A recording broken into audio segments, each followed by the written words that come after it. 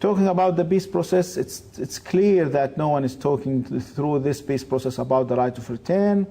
The Israelis insist to prevent the return of the Palestinians, and unfortunately the leaks of the negotiations told us that part of the negotiators, the Palestinian negotiators, they were trying to avoid or to say we will not ask for the right of return, and in fact they were asking just for independent Palestinian state on the lines of 4th of June. I believe what had happened today, it shows both the Palestinians and the Israelis on one side, and also, I mean the negotiators, and also the international community. The Palestinian people will not accept anyone to tell them there is no more Palestine. They will do that by themselves if no one did that for them or on their behalf. And believe me, this year they moved towards the borders in thousands. But next year, I believe we will find that there is 2 or up to 4 million Palestinians who are living in the diaspora. They will move towards the borders, and the Israelis could not have massacres against them. They will cross the borders and they will go home back. One of the Palestinians who came from Golan, he crossed the borders and he was arrested in Jaffa in his own house, in his family house. It shows how the people are still connected. And another point which is supposed to be realized, we are talking about the 3rd generation, the grandsons of the deported Palestinians who are less than 25 years old, who were born outside, but they are still committed to Palestine, and they are working to return. All the martyrs and all the injured people, they were below 25 years old, which means that the new generation is still committed to his own cause, and he will not forget Palestine. Yes, now in what way can these refugees actually go back? Is it just through the borders, like through these protests that we saw last time? That's going to be quite difficult. Well, we have two ways. Are there other ways through international we have 2 ways. organizations? It can be done peacefully by applying the international resolutions, which accept that, and the Palestinians were supposed to return 1949 after the ceasefire agreement, according to Geneva Accords, which did not happen because of the total support for Israel at that time from the international community, mainly the United States and Europe. If it didn't happen, there will be the other choice, which can be done by the resistance. The Palestinian people will resist the occupation, and they will force the occupation to accept them back. Yes. Now, Ms. Gold, I want your response, especially on the issue of a UN resolution which demands the right of return for Palestinians. Now, Palestinians have the right to their state and to return to their homes or to their homeland, Palestine. Now, there is a country called Palestine, but they do not have a state. This right, this UN resolution, why is the U.S. still vetoing such a resolution? Well, number one, the United States House of Representatives, as you know, passed a resolution in January saying that the United States would not be in favor of a unilateral declaration of a Palestinian state, because one of the reasons is the recent joining together of Hamas and Mahmoud Abbas's government. Hamas is determined to see the destruction of the State of Israel. Well, how can you expect the United States and some of the Western countries to approve a unilateral declaration of a state that is determined to destroy the state that it wants to go live in? It doesn't seem to make sense. The other thing is, Israel is a tiny country. It's the size of Wales. At the top of a hotel in Tel Aviv, you can see both sides of Israel from one side to the other. It's a crowded country. There are 1.4 million Arabs, Christian and Muslim, living inside Israel. They vote, they are citizens, they can serve in the Knesset, they have madrasas, they have mosques, they have markets, they have businesses, and they live very well.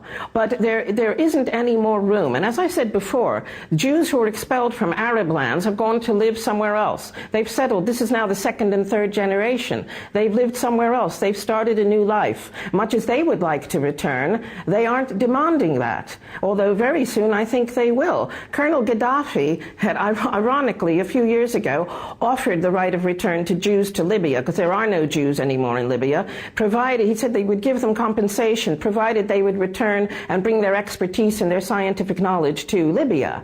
But that is an extreme case. case. I mean, right now, Colonel Gaddafi is in a lot of trouble, so we can't refer to that anymore as a state of normalcy. But the United States is not going to approve the declaration, unilateral declaration of a state, if one half of the government of the Palestinians wants the destruction of the state of Israel. Yes, now, of course, seems to be, as many analysts are saying, there's a weak position when it comes to the United States, the U.S. administration, and Israel when it comes to the Mideast talks. This is something that has become a failure, as many say, and at a time when there's also a Palestinian reconciliation, the changes going on in the Arab world. Don't you think that the issue of Palestine, the Palestine question, has entered somewhat a new phase? Well, we are in a new era. We are seeing an extraordinary transformation in the whole Middle East and in North Africa. And Gabriela Shalev, who is the former Israeli ambassador to the UN, just told one of the Israeli newspapers, Haaretz, that she actually could see the U.S. approving the creation of a Palestinian state.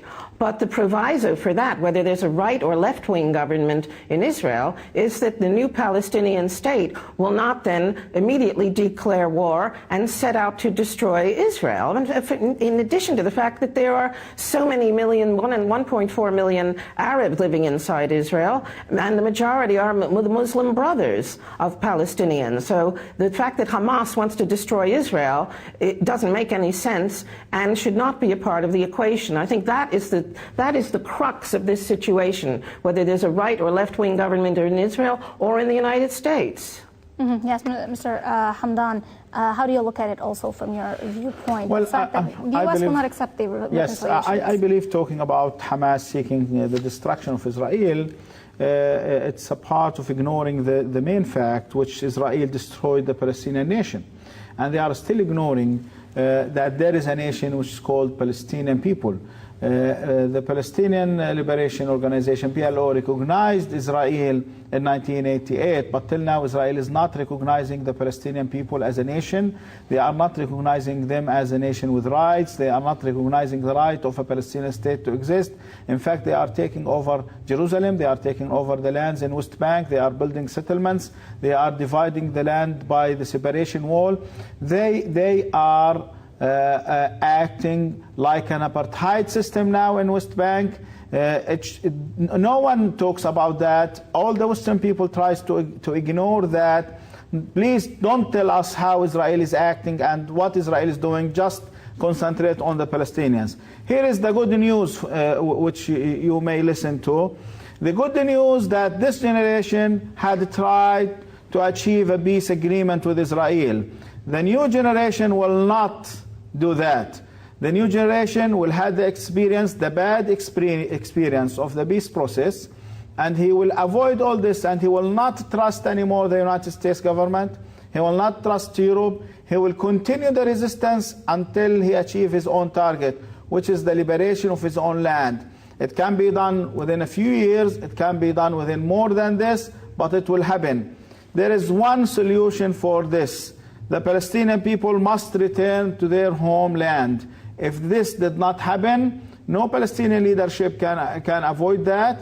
No one can ask the Palestinians to forget that, and the people will do that by themselves. They have sacrificed for 60 years to come back, and they will do that for another maybe 10 years, but finally they will go home back, even if Israel was the strongest power or armed power in the region. Yes. Now, Ms. Gold, many say that this is some kind of a ticking bomb, the issue of Palestinian refugees around the Arab world, across the globe, actually. Now, if I can give you an example, you spoke about Jews who are originally from Arab countries. Here in Lebanon, which is a country at a state of war, technically, with Israel, there is, for example, at the time of elections, in ballot boxes, because it's a confessional system, we have special ballots for Jews who are Lebanese. Their place has been kept. They are registered citizens of the country. If the Jews who are mainly originally from these countries, they do go back, and the Palestinians do go back, can't there be a one-state solution? What do you think about that? Well, there are many people, many Jewish people around the world who believe that a one-state solution could be a possibility. But the problem with that is that there are 58 Muslim countries in the world, and 28 Arab countries. There is one quote-unquote Jewish nation, and the majority of people around the world who support Israel's right to exist say that the Jews have a right to have a state where Jewish holidays are paramount, where they celebrate Jewish traditions, where it is a country with a Jewish nature. And it would lose that if we had this conglomeration of people coming from the neighboring countries in to make a state that would then most likely have an Arab majority and or Muslim majority, and the whole structure of the Jewish state would no longer exist. And I don't think the majority of people around the world who support the idea of a Jewish homeland would countenance that. There's another factor here, which is that President Obama is running for re-election next year. And I think we're going to see a lot more interaction with the situation in the Middle East from the American administration if he is reelected, because I think once this year is out, he is going to feel that he can do what he wants to do and be more proactive in the same way that Bill Clinton came so close to facilitating a peace agreement had it not been for Yitzhak Rabin being assassinated.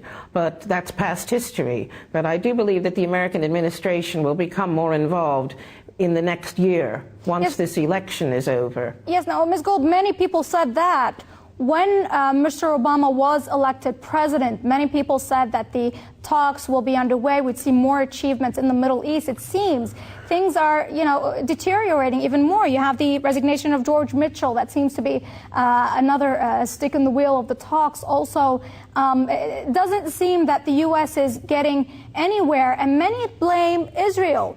The U.S. for also not enforcing the issue of settlement building that has to be frozen.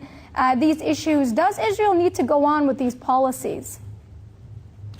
Well, you have to remember also that President Obama inherited an extraordinary mess from George Bush. The country was nearly bankrupt.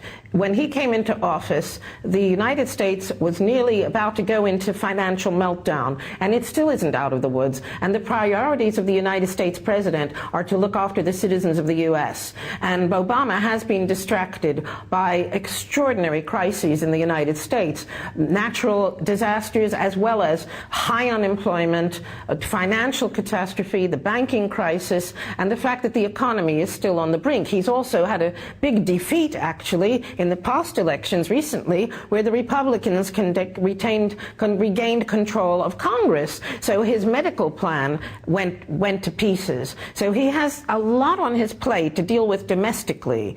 And I would like to see some other countries emerge to lead the Middle East peace process. It would be good to see other countries to come into this, to facilitating a peace agreement in the region. Yes, now, Mr. Hamdan, the issue of Arab uprisings, the fact that the U.S. administration lost a major ally in Egypt, do you think that that was also what stood in the way, perhaps, of the failure of what they're saying, the talks?